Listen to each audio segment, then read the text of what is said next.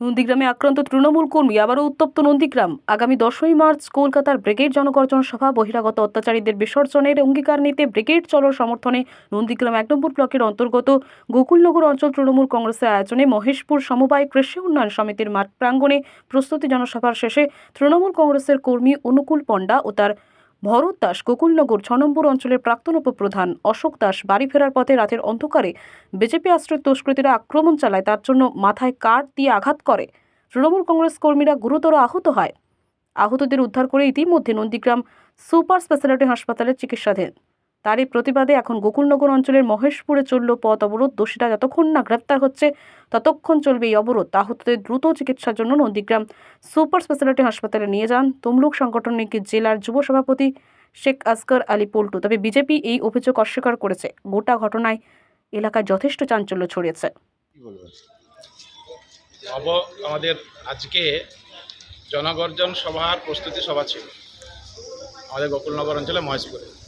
আমাদের কর্মীরা যখন বাড়ি ফিরছিল, বিজেপি আশ্রিত গুন্ডারা বারংবার, শুধু একবার নয়, গদ্দার অধিকারীর নির্দেশে, যেহেতু আজকে সাকসেসফুল একটা প্রোগ্রাম হয়েছে গোকুলনগরে, চাপা সন্ত্রাস তৈরি করে রেখেছিল এতদিনে, মানুষ বেরোচ্ছে, সেইটাকে আরও সন্ত্রাস তৈরি করার জন্য নতুনভাবে আজকে আমাদের 3 জন কর্মীর উপর আক্রমণ করল।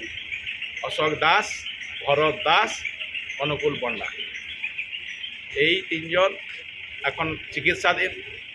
একজনকে নন্দীগ্রাম সুপার স্পেশালিটি হাসপাতালে ভর্তি করা হয়েছে, একজনকে রেফার করে দেওয়া হচ্ছে ডিস্ট্রিক্ট হাসপাতালে।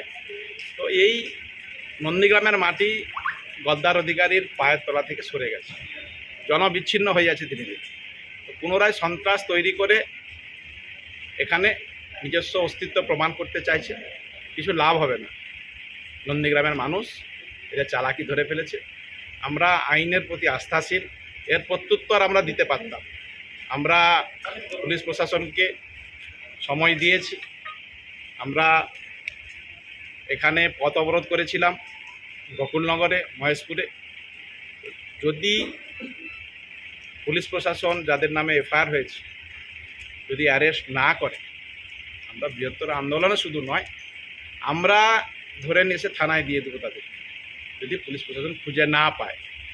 কারণ বারংবার এই জিনিস চলতে পারে না। কয়েকদিন আগেই এই গোকুলনগরে আমাদের ক্যাম্প চলছিল, 100 দিনের যে ক্যাম্প, সেই ক্যাম্পেও হামলা করেছে।